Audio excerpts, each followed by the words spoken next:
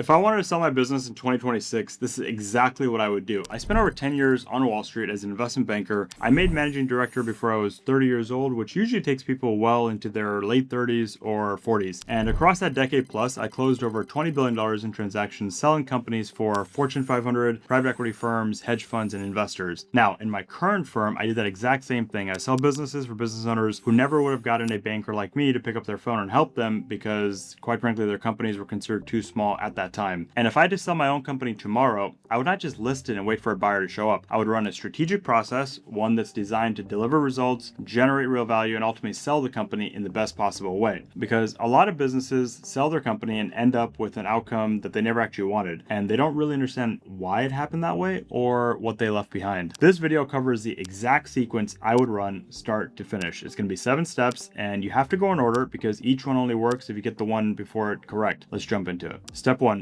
Before I do anything else, I need to be completely honest and transparent about why I'm selling and what my actual timeline is. This one foundational decision will drive the entire direction and strategy of your sale process. If I need to sell right now, today, that's going to be one type of process and one type of outcome. If I've got a year or 2 years or 3 years and I want to optimize for the best possible offer and valuation with the best options in front of me, it's a completely different sale process to execute on. Neither one is correct or right. Each one just fits a very different type of seller. But the type of seller I am when I sell my company is going to decide how I run the entire process.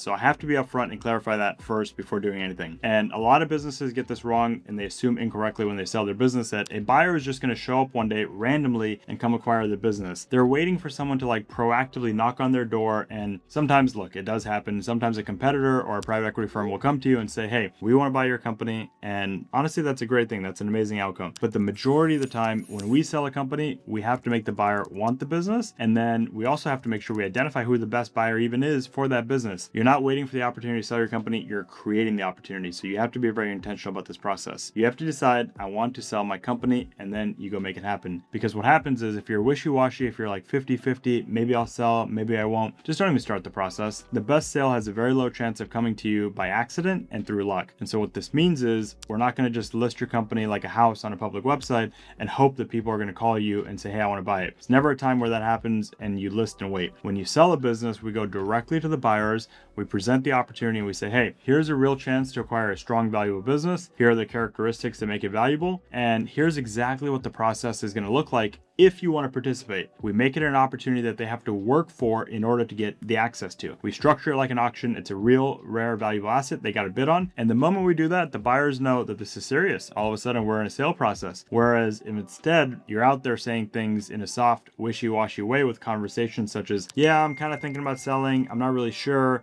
the buyer's going to take control of the dynamic. They're going to start pulling the information out of you very slowly, and they're going to drag you into their process, and you're going to lose the one thing that gives you all the leverage anytime you sell a company. This one thing you cannot afford to give up if you're selling your company, and it is control of the process. Don't give that up. Step 2. Before I go anywhere near a buyer, I'm going to assemble my team, and really it comes down to 2 people, and every single dollar you invest in them is going to be worth it, so make sure you get the right people from the beginning. I need an M&A advisor, ideally an investment banker, because that's the person who has the best relationships, the best execution, and genuinely knows how to get a deal done and has transacted before. And I need real counsel, a real lawyer to protect me on the documents and the legal dynamics of the deal. The banker is going to give me the best possible outcome and the valuation. The lawyer is going to make sure that the deal I sign is actually the deal that I get at the very end. Between those 2 people, they'll give you references for everybody else you need later on, whether it's accounting, quality of earnings, all of that. I line these 2 up first so that I know that I'm ready to sell before I start the process and I'm not scrambling when I'm in the middle of the transaction. And I'm going to be very picky about who I pick to work for my sale transaction. I want the person who's actually executed deals, running my deal. Here's what happens a lot at a big firm. If you get a senior guy who pitches you hard, they're going to try to win your business, and then you get handed off to some junior person who runs a cookie cutter sale process and is going to push volume just to get deal flow. That advisor will drop the ball, they will stop pushing the deal forward, and you, the business owner, are going to end up picking up all the slack. The deal will slow down, it'll get lost, and you're so far invested into this process from a fee and a time perspective, it's really hard to unwind and come out of it. And it's going to cost you, quite frankly, a lot more than just the fee or the retainer that you're going to pay for these advisors or the lawyers in the first place. You'll have spent time, energy, and commitment. And worst of all, you've told the entire buyer market, this is the kind of process my company runs. And that becomes a market's perception of your business. And it's very, very difficult to come back from that. And it's hard to run a clean round 2 after you've done that. So you don't want to walk into the market unprepared. Make sure you get these people lined up and you pick the right ones exactly from day one as opposed to halfway through. Okay, step 3. Now I'm going to give my banker everything about my business that he can understand. We're going to go through every single facet of the company, whether it's sales, marketing, operations, fulfillment, the ops team, my employees, my intellectual property, any lawsuits I have outstanding, anything at all that is happening at the entity level of my company, because his whole job is to understand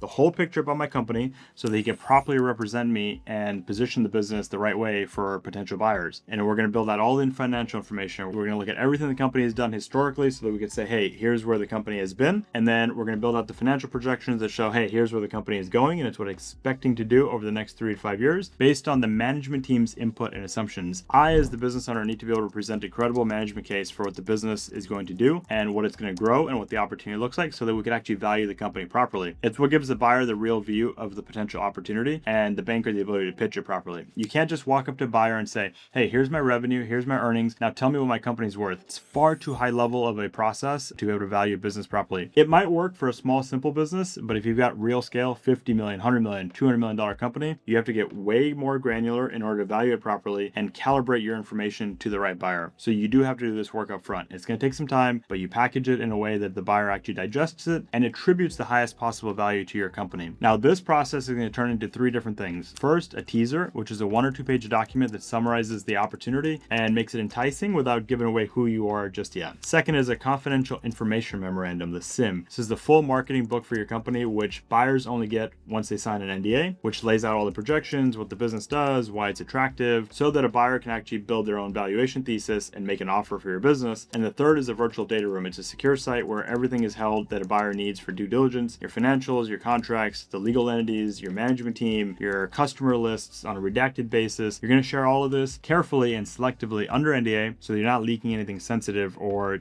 damaging your company before you've actually sold it. That full picture is what gets buyers to engage, and it shows them that you're running a serious process, which is how you get serious offers. If you skip this preparation stage or you try to do it halfway, you're not going to get the proper engagement and you will not get the results you want out of your sale. Step 4, now we hit launch on the sale. We hit go. My banker is going to build a buyer's list, and this is where his Rolodex really matters more than anything else in the process. We might be going out to 5 buyers. We might want to keep it tight and really discreet, and so we'll run a small process. We might also go out to 100 different private equity firms if we want to go broad. He's going to help me understand that and strategize based on my company who's actually a good fit and what the best process is. Then he goes out to his relationships, presents the teaser, gets NDA signed, sends out a process letter which will spell out the exact timeline of how to review this opportunity, when to respond, how to ask questions, when the first bid is due, when indications of interest are due. And let me also clarify one thing in terms of who's in the buyer pool, because a lot of business owners don't actually understand how broad and unique the buyers could go and who can acquire your business. There are 4 types of buyers I would go after. The first is financial buyers. These are private equity firms. There are thousands of them. They are sitting on billions of dollars of committed capital that they've raised from pension or retirement funds. Private equity's entire business model is to buy companies like yours, improve them, and sell them for more. So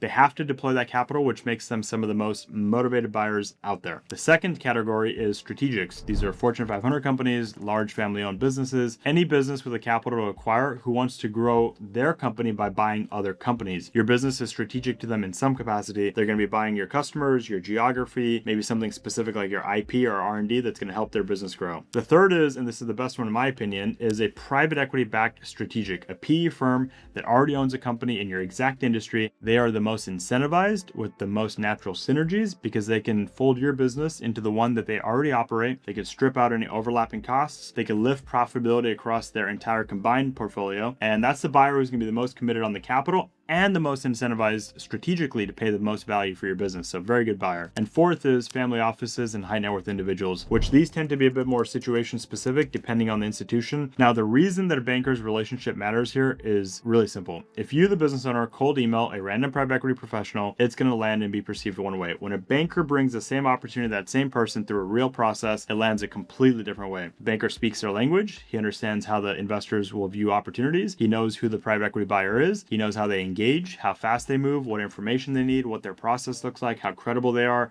what questions they're going to ask, how to get in front of the right people inside of the firm. All of that is the difference between being taken serious and actually getting a good offer versus being ignored and being blindsided and not actually having the opportunity to sell to that private equity firm. If this is already showing you how much you did not know about selling your company and what that entire process really looks like, be sure to subscribe to the channel right now. We're building this into the place where business owners can come and get real knowledge, strategy, and advice on how to actually exit their company money and get the most value for it. Now, let's get back to the process, because this next segment is where you really want to see whether a deal is going to close at the best possible valuation or it just dwindles and gets lost. Step 5 is one of the funnest parts of the deal. The bids are starting to come in, and now my banker's entire job is to push every party to deliver a real letter of intent, an LOI, so that I can see who's actually serious about the company, what value they're ascribing towards it, and how they want to do the deal. Once we have all these bids, I sit down with my advisors, we lay every single offer side by side on a matrix. We're looking at price, value, the timeline, the funding sources, the contingencies, the earnouts, every single term, and we read and interpret the signals. Who is asking the most questions during diligence? Who went the deepest in the data room? Who looks like they're actually the best fit and serious to get to the finish line? When I do this, I get to do what most business owners never do when they sell their company. I'm going to take the best piece of every single bid, and I'm going to push to build one offer that is the best offer out of all of them. I'm going to go back to each party and basically say, hey, here's where we are.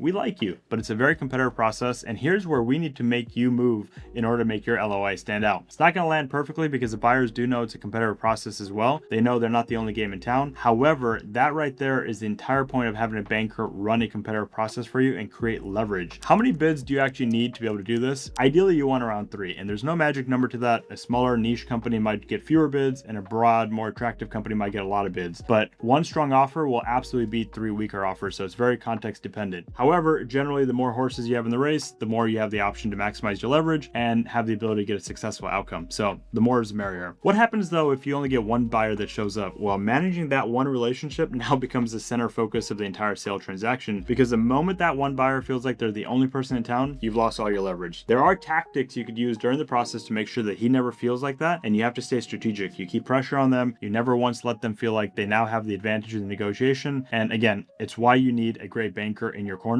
They've done this over and over. They know how to negotiate, they know how to manage a transaction, and most importantly, they know how to manage the counterparties in the process so that you have the leverage in the deal. They're not just listing your company, giving them data, and hoping a buyer gives you an offer. They are actively pushing every single buyer to optimize for the best price, best terms, and the best structure in order to close your deal and sell your company. Step 6 is where we start to narrow it down. We're going to go back and forth 1 or 2 more rounds, negotiating the structure and the terms of the deal. My banker will push hard from my side. The buyer is going to be pushing hard from their side until we grind it down into a binding term sheet, which I can execute with one party on terms that I'm happy with, and I want to move forward on the deal. So at that point, the buyer is going to ask for something called exclusivity. That doesn't mean that the deal is done. It just still means that the paperwork has to get finalized, and we got to do due diligence and get through to the confirmatory in order to actually close the deal. It means that going forward, I'm agreeing to work with only one buyer for the rest of that window while they finish their diligence, and I give them the fair opportunity to close the deal. How long should this exclusivity window be?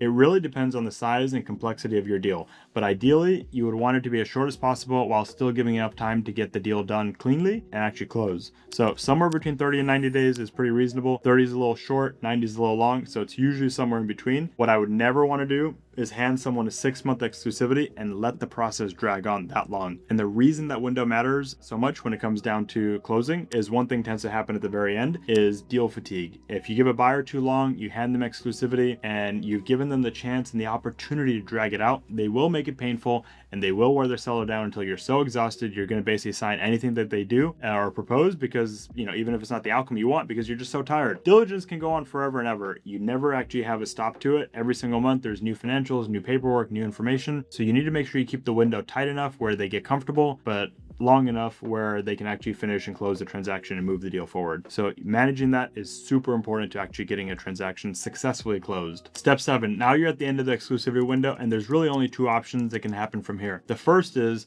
the buyer is going to confirm their diligence, say, hey, this all makes sense and it's consistent with what we understood when we were going into the deal, and we're going to move to the final binding documents and actually close the transaction. Congratulations, this is a great place to be. You've sold your company. You're going to enter into a share purchase agreement if it's an equity deal, or if it's an asset deal, an asset purchase agreement, and your lawyers will primarily be the drivers of those documents. Your bankers will support you and just make sure that all those documents are consistent with the economic terms. You handle all the final logistics, you close, you transfer the company, and you receive a big wire for selling your company. Amazing. The second, however, their diligence is not completed and they found something that worries them, and you have a decision to make here, and it can go 2 ways. If it's real, maybe we can extend the timeline, we'll close the diligence loop and get them comfortable again to move forward with the transaction. If it's a fake reason, however, we have to be completely willing to say, hey, this isn't right. You guys are making this up. You need to walk away and go back to the drawing board, even if it means going to another buyer. Do not let the buyer pull you into a fake timeline that's going to create more fatigue and a sunk cost trap where you end up selling to them at a value that does not make sense. And that's the whole sequence, start to finish. Now that you know the whole sequence, let me tell you the one step